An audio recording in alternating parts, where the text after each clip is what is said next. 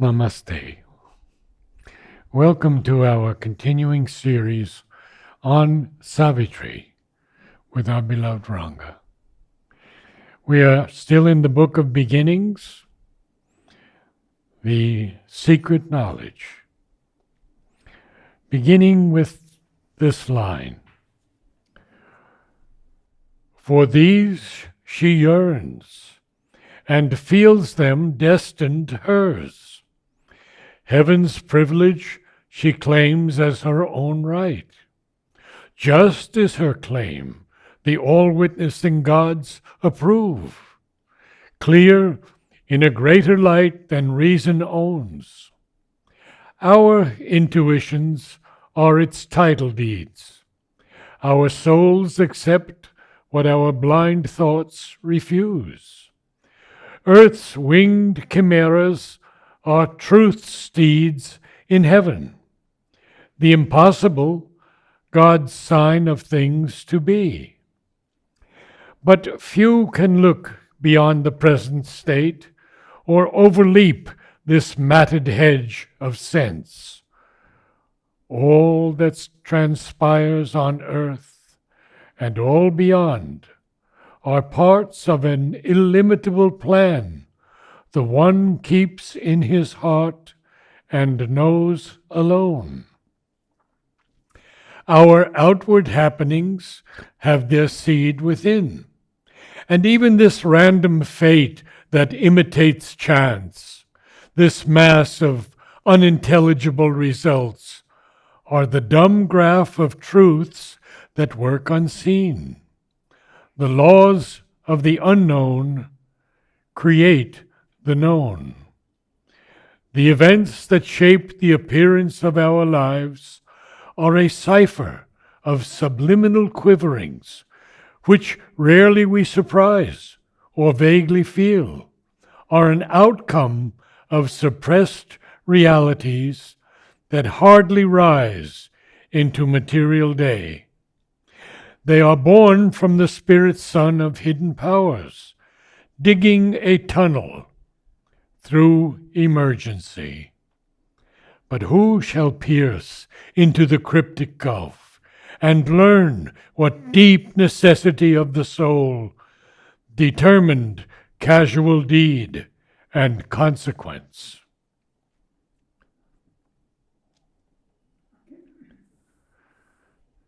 So,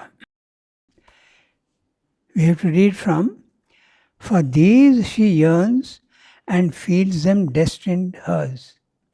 So the first question arises, who is this she? So, if you go back to the previous page, you will see that he's talking of the earth goddess. The earth goddess toils across the sands of time, and she's struggling to know what is it. The earth goddess is the divine presence in the lowest planes. He is there in the transcendent, he is there in the cosmos, he is there even in the physical. But earth goddess, not God. So, it is the nature. Nature is she. Or in a female. Yeah. In the female, yes. Right. So, and she's at the lowest place on earth. That's right. So, and still she is aspiring for something. And what is she asking for? For these she earns. So what are these? In the previous 4 lines, you have what these are. A mind unvisited by illusions gleams. In other words, mind wants absolute knowledge, which is not an illusion. A will expressive of soul's deity. A will which is no hesitation at all. And a strength not forced to stumble by its speed. So, knowledge, power, strength, and a joy. So again, this is what she is asking. You see again a reflection of the Satchidananda. So this is what the earth goddess is wanting in her aspiration. That's what he's saying. So for these she yearns and feels them destined hers. As though it's my right to have these. Later on he uses the word title deeds. Title deeds, yeah. A title deed is something that proves that this is your property. So, later on you'll come across that word title deed. So, destined here, this is my destiny. I have to get it. I have to say something dangerous here. This fellow in Oroville started building a wall and built that wall all around and said, "This is my land." And I talked to the secretary and I said, "But this is Oroville's land." She said, "Yes, I know, but he has title deeds to it." Obviously they're fake and he got them from someone, but they're actual title deeds. And he's got the place now. No one is able to touch him. Title deeds. What is it? Title deeds, they are proof that you own something. It's a document that gives you proves that this is your property. And the property is marked out. The dimensions and the wall and the limits and all. That's the title deed. Well, back to Savitri. Yeah. So, what is the earth goddess aspiring for, yearning for? A mind unvisited by illusions gleams. In other words, pure knowledge. A will expressive of soul's deity. A strength not forced to stumble by its speed. Omniscience, omnipotence. A joy that drags not sorrow in its shade. So, the joy that drags sorrow in shade is the human pleasure. But this is the ananda that the goddess wants. For these she earns and feeds them destined hers.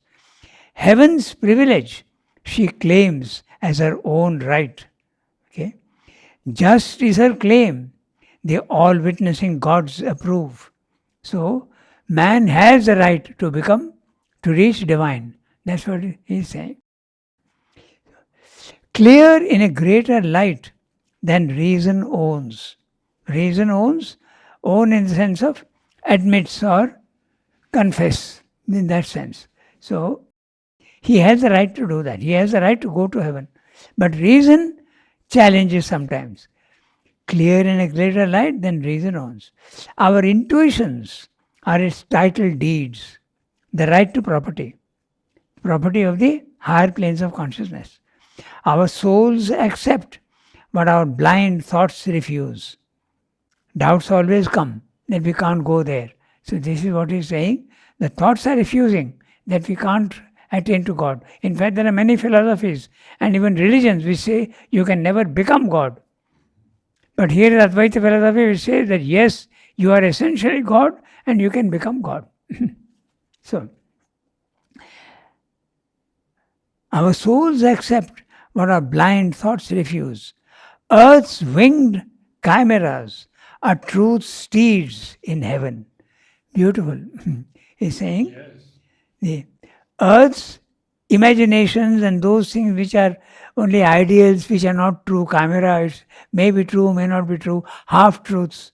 A chimera is an illusion. But they are truths in heaven. Yes. So what is truth there is here not so sure. The impossible God's sign of things to be. The impossible is the sign of things, God's sign of things to be. So what seems to us impossible, God is approving and we have the right to go there. But few can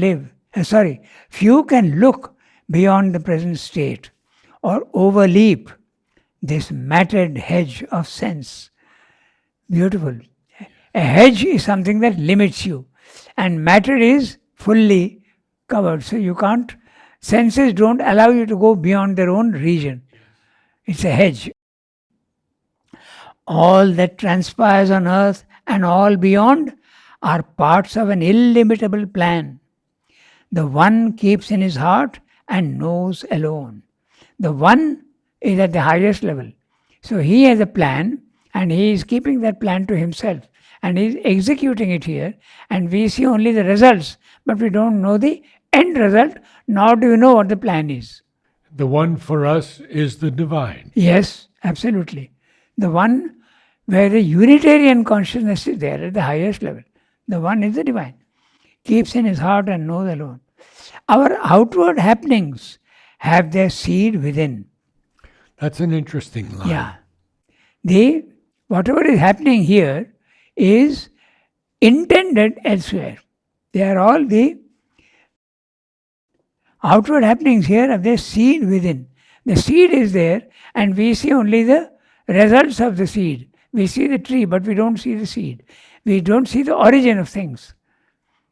This is also interesting because when you see an accident, you feel it is by chance it has happened, but it is not so.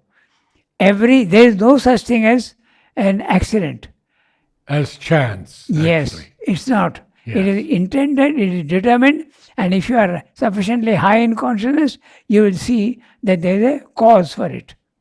That's what he's saying. Yes. We have an interesting way of explaining this. Suppose you are at a crossing, a road crossing, a highway where a lot of traffic is there, and there is a road which is going perpendicular into it. A car is coming from here at full speed, and a car is coming from there at full speed. You are on ground level, you don't see that car. You don't know what's going to happen. But if you are on a terrace, you see both the cars and you know that there is going to be an accident. So, what you can't see at a lower level, you can see at a higher level. It's very obvious. So, you see the seed, you see the potentiality of the danger. So, that's what he's saying. Our outward happenings have their seed within. And even this random fate that imitates chance, this mass of unintelligible results, sometimes you don't see how it's happening. What's happening? You don't see the connectedness of things. This mass of unintelligible results are the dumb graph of truths that work unseen. Graphs are normally showing the trend where it is going. Usually graphs are made to extrapolate and say it's going to be there, so we provide for it on the theory of probability. So these are they indicate that things are going in that way. Are the dumb graphs of truths that work unseen. Okay? The laws of the unknown create the known. Yeah. What you are seeing and what you know are done by things which you don't see. That's what is meaning. The events that shape the appearance of our lives are a cipher of subliminal quiverings. Now, the events that shape the appearance of our lives, what you are seeing here, are a cipher of subliminal quiverings.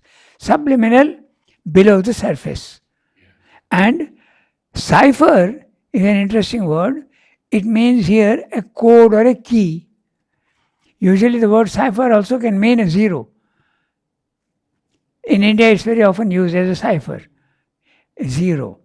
But here it means a key, a representation, a symbol of what is there. So everything that you see here is a symbol of truths which are not seen. Which rarely we surprise or vaguely feel. We see the events, but we don't see the cause. That's what he's saying. And the word surprise is very interestingly used here. Yes, I've always felt that was very unique. Yes, because when you catch something, the person, he did not expect to be caught. He is surprised that you have caught him. So, when you see the origin of things, there is a surprise. You are surprising him, suddenly. And yet we vaguely feel them. Yes. He has used the same word again further down also. We rarely surprise or vaguely feel are an outcome of suppressed realities. Realities which we don't see. They are suppressed. Are an outcome of suppressed realities that hardly rise into material day. The material day is obviously in time and space. What is meaning here in the physical world? Material day. They are born from the spirit's sun of hidden powers. These events are all coming from there, spirit's powers. Digging a tunnel through emergency. But who shall pierce into the cryptic gulf? The cryptic gulf is again the unknown things. It could also mean the inconscient. And learn what deep necessity of the soul determined casual deed and consequence. So, who has prefixed fate? That's what he's asking. Casual deed and consequence is obviously something which something happening you don't exact, but the casual deed is the consequence of something. You don't see the cause. No. So, who will dare to go and see the cause? That's what he's saying. And when we do things unconsciously, the casual deeds, they are going to have their consequences. Yes, that's right. So, but who shall pierce into the cryptic gulf and learn what deep necessity of the soul determined casual deed and consequence? Absorbed in a routine of daily acts, our eyes are fixed on an external scene. We hear the crash of the wheels of circumstance and wonder at the hidden cause of things. We see only the circumstances here, and how did this happen? We wonder. But if we could see the cause, then we would not wonder. And in so many lines, Sri Aurobindo is giving us the same image. Exactly. Again and again he is saying the same Yes. thing. Yet, so now, although we don't see the cause of things, yet there is a possibility of doing that. Yet a foreseeing knowledge might be ours.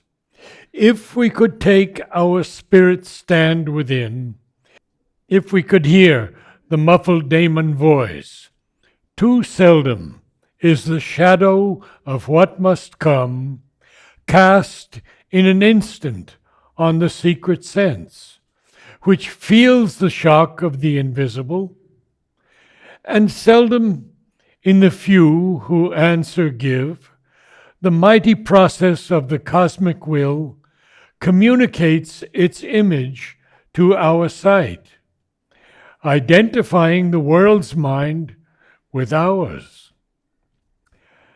Our range is fixed within the crowded arc of what we observe and touch and thought can guess, and rarely dawns the light of the unknown, waking in us the prophet and the seer. The outward and the immediate are our field. The dead past is our background and support. Mind keeps the soul prisoner. We are slaves to our acts.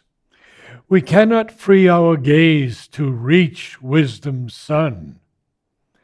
Inheritor of the brief animal mind, Yes.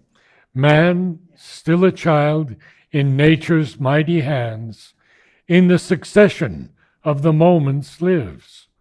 To a changing present is his narrow right. His memory stares back at a phantom past. The future flees before him as he moves. He sees imagined garments, not a face. Okay. So he is telling you that very rarely do we see the cause of things. We see only the outward events, and he is continuing with the same theme here also. Yes. And yet he is saying that sometimes we can see the cause, and then there is an opening in our consciousness. A foreseeing knowledge we might have. That's right. Yet a foreseeing knowledge might be ours if we could take our spirit stand within. So, not in the outward mind, but in the inner, subliminal or above. If you go inside, then it's possible to see, foreseeing knowledge can be there. If we could hear the muffled demon voice, demon is a demigod, okay? You Yes. must not confuse between D-A-E D-A-E, not and D-E-M. D-E-M-O-N. D-E-M-O-N is the Rakshasic a demon, that which is anti-divine. Yes. But a demon with a D-A-E is a half-god. Between man and God, that's a demon. Too seldom is the shadow of what must come cast in an instant on the secret sense. So very rarely do we know what's going to happen. That's what he's saying. It is cast in an instant on the secret sense. The secret sense is the subtle sense. The consciousness which is in the subliminal, that very rarely do we come to know what's going to happen. That's what he's saying. And seldom in the few who answer give. There are some who can, very rarely they can do that. What about them? The mighty process of the cosmic will communicates its image to our sight. So the few who can answer to the subliminal, to the inner being, who take their stand in the inner, the cosmic will tells them what is going to come. Now, Mother, when she broke open that door and the light flooded down, she said only a few people even felt it. Yeah. Only a few. She mentions two people. Aurobindo Basu told me he felt something, but he didn't know what it was. And then there was Amal or Udar in the car, in the train. Yeah. Amal, Mother mentioned that, and also, not Mother doesn't mention, but there's another person also who had, that is, I forget his name, but Jayanti Bhai's brother. Ah. The two girls are here, Mm-hmm. Vidyut and Anandi. their father. Their father. He was in Africa, and he felt something. He had Yes, an I experience. remember that, yes. They are the only two who But felt. such an event, Yeah. and the whole world didn't know about it. That's what Mother says. She said that when I came back, I thought that everybody would be flat Yeah, in the playground. yeah. So, very rarely do we come to know. That's what he's saying here. Seldom in the few who answer give, the mighty process of the cosmic will communicates its image to our sight. Its image, we don't see the actual thing, but we see an image of what is likely to happen. That's what he's saying. Identifying the world's mind with ours. So this is very obviously the cosmic consciousness. Your mind becomes one with the universal mind. Yes. Just like the wave realizes it is part of the sea. Our identifying the world's mind with ours. Our range is fixed within the crowded arc of what we observe and touch and thought can guess. So this line very obviously, the crowded arc is the physical world where we don't see beyond that. That's why. The empiric senses. That's right. That's right. Our range is fixed within the crowded arc of what we observe and touch and thought can guess. So observe and touch very clearly your eyes and your skin, all what you touch. And rarely dawns the light of the unknown, waking in us the prophet and the seer. So there you can become the prophet and the seer, but it's very rare. That's what he's saying. The outward and the immediate are our field. So outward in space and immediate in time. So this is all that we can know. That's what he's saying. The dead past is our background and support. It's the past which determines the present. So that we don't see. He's talking of the causality, the law of karma. Okay. Mind keeps the soul prisoner. We are slaves of our acts. We cannot free our gaze to reach the wisdom sun, inheritor of the brief animal mind. Man, still a child in nature's mighty hands, in a succession of the moments lives. To a changing present is his narrow right. His memory stares back at a phantom past. The figure flees before him as he moves. He sees imagined garments, not a face. So, again the same theme in different words. He is only seeing the superficial aspects and not seeing the real. But there is very interesting. Armed with a limited, precarious strength, He saves his fruits of work from adverse chance. A struggling ignorance is his wisdom's mate. He waits to see the consequence of his acts.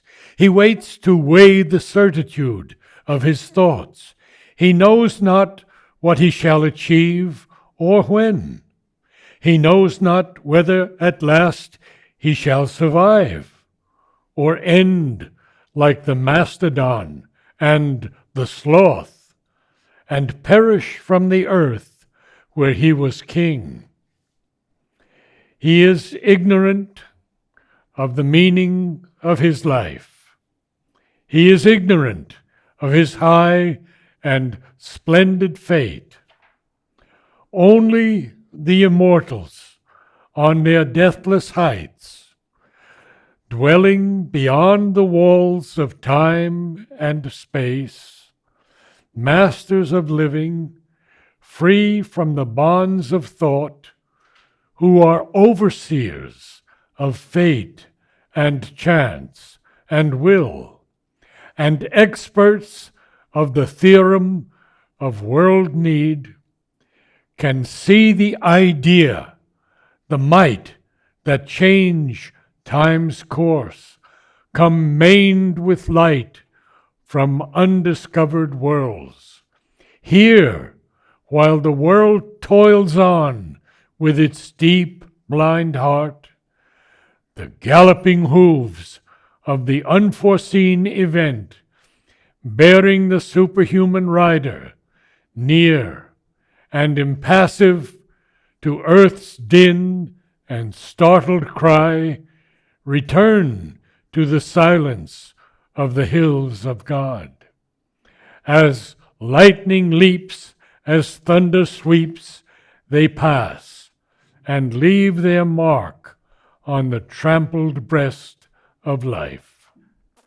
So this is the description of the immortals. So who are these immortals? You have to see. The immortal is the subject. And you will see throughout there are verbs, and the immortals are seeing all this. We will point out the verbs. Are they not the superior gods? It seems to be the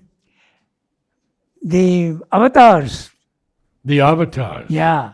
It seems to be the avatars because they are acting in the physical world and leaving their stamp here. But when we get to that next part, I feel it's Kalki. That's right. The I have marked that. superhuman rider is Kalki. I've written that. Yeah. It's Kalki, exactly. Okay, so armed with a limited, precarious strength, he saves his fruits of work from adverse chance. A struggling ignorance is his wisdom's mate. So this is very interesting. Ignorance is the wisdom's mate. So again we come back to that same idea in the Life Divine. Truth and error are always companions. Each one is there. So they help each other. And we have 4 lines beginning with he. Yeah. Because he waits, he knows not, he knows not. Yes. Because I think you have to go back to the one that keeps in his heart. So he's talking of that. But it's man who is still a child in these mighty hands of nature. And man waits to see the consequence of his acts. He waits to weigh the certitude of his thoughts. Yes. Yeah. Okay, so we have to read from armed with limited, precarious strength. He saves his fruits of work from adverse chance. Man, a struggling ignorance is his wisdom's fate. There is truth and error mixed. He waits to see the consequence of his acts. He waits to weigh the certitude of his thoughts. He always wants a verification of what he has experienced. He knows not what he shall achieve or when. Now that's a very interesting line because this is exactly what even avatars are not told. Mother is saying again and again in the agenda that she does not know what the result of her work will be. and when it will come. See, well, he knows not what he shall achieve or when. Mother is saying, I am told to do some work, but I don't know whether I'll succeed or not, and I don't know when it will happen.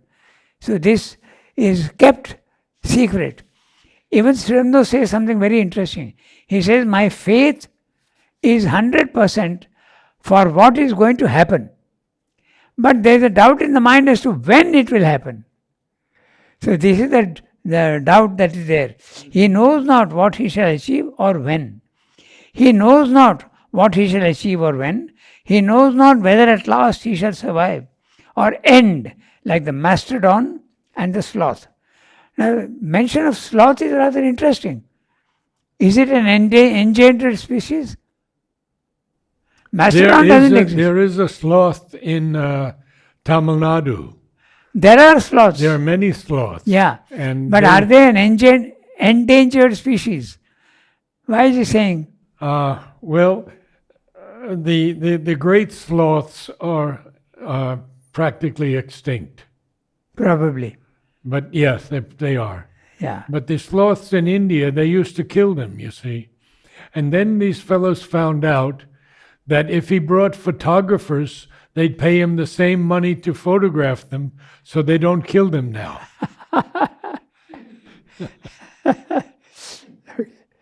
Okay. Or end like the mastodon and the sloth, and perish from the earth where he was king. And this is why I think it's man here, basically. Yeah. Yes, what you say about Mother and Sri Aurobindo is also correct. Yes. But this is humanity. Absolutely. The man is ignorant. Yes. But this is so interesting that even at that level, high level, the avatar level. yeah, it's not revealed to you. Yes. Okay? And he is ignorant of the meaning of his life. He is ignorant of his high and splendid fate. This is a whole chapter in Life Divine where it tells us 7 ignorances. You are ignorance of your origin, you are ignorance of your past, you are ignorance of your constitution, you are ignorance of what is going to happen. 7 ignorances. So here he's just putting in one sentence. There he has got a whole chapter on the ignorance of man. Okay? Only the immortals on their deathless. He has told us earlier that although we don't know, yet there is possibility. There is a possibility. He's saying a forcing knowledge might be ours. So now that's what he's taking up. The immortals on their deathless heights. So obviously, deathless heights is referring to the gods, okay, who can come down to the physical world and take a. But the immortals could also. But they dwell beyond time and space. Yes, that's right. That is sure. Deathless heights. Dwelling beyond the walls of time and space, masters of living, free from the bonds of thought, who are overseers of fate and chance and will, and experts of the theorem of world need, can see the idea, the might that changed time's course. So, see is the verb and the immortals is the subject. The immortals can see the idea, they can see the might that changed time's course. They come, the immortals come, maned with the light from undiscovered worlds. Now that's a fantastic image. Maned with light. The mane is a flowing. You feel the horse here coming down. Yeah. No, the mane is the hair of the lion. The lion? The lion. Oh, could be the horse also. A horse also. It's flowing like that. So this is a very interesting line because it's very reminiscent of Wordsworth. Because he says in his poem, trailing clouds of glory do we come from God, who is our home. Heaven lies about us in our infancy. It's a very interesting image. He is using almost the same. Trailing clouds of glory. Very similar to this. The mane coming down, flowing. Yes. The image is very similar. And here, they can see, they come and they hear, while the world toils on with its deep blind heart. Hear what? The galloping hooves of the unforeseen event, bearing the superhuman rider near and impassive to earth's din and startled cry, return to the silence of the hills of God. So all these are verbs to immortals. The immortals can see, they come, they hear, and they return to the silence of the hills of God. As lightning leaps. So a superhuman rider is, as you said, I also think it is a Kalki, the last avatar. Because he's on a horse, Yes, the galloping hooves, that's right.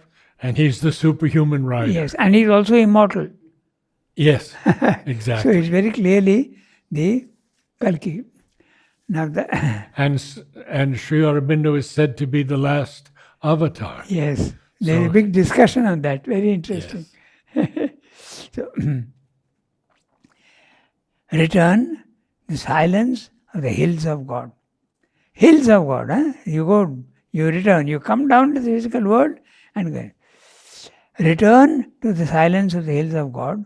As lightning leaps, as thunder sweeps, they pass and leave their mark on the trampled breast of life. There you are. When an avatar comes down, the work it does is absolutely stamped. There, he is using the word, leave their mark on the trampled breast of life. So what they do is immortal. People remember what they do. So obviously, he's talking of the avatars. Above the world creators stand. In the phenomenon, see its mystic source. These heed not the deceiving outward play. They turn not to the moment's busy tramp, but listen with the still patience of the unborn for the slow footsteps of far destiny, approaching through huge distances of time, unmarked by the eye that sees effect and cause, unheard mid the clamor of the human plain. This passage has been selected by Mother. Above also Mother selected this passage for music and painting. So, above the world creators stand. So these are the same, the immortals he's talking about. In the phenomenon, see its mystic source. In the phenomenon, they see the mystic source. What's happening here, they know from where it is coming. That's what it is meaning. These heed not the deceiving outward play. They are not fooled by the events here in the physical world. They know the cause of what it is. They heed not the deceiving outward play. They turn not to the moment's busy tramp. Moment's busy tramp, again in the physical world, only the superficial aspect. And busy tramp, heavy walking. Okay? A tramp is a homeless man, and this is also, it's used as a noun here, tramp, the busy tramp. But listen with the still patience of the unborn to the slow footsteps of far destiny. It Now, goes the on. unborn, Yeah, the unborn, yeah, the avatars are the unborn. yes. But listen with the still patience of the unborn for the slow footsteps of far destiny. Approaching through huge distances of time, unmarked by the eye that sees effect and cause. So these are the ones, they are seeing the effect and the cause. They are saying they are not deceived only by the circumstances of life. They know why it is happening and how it is happening. We only see, we try to see cause and effect. Yes, But here Sri Aurobindo says effect first yes, and cause. yes. Okay. Unheard mid the clamor of the human plain. That's it, yeah. That's it. So we stop here? Thank you, Ranga. Okay. Namaste all. Namaste.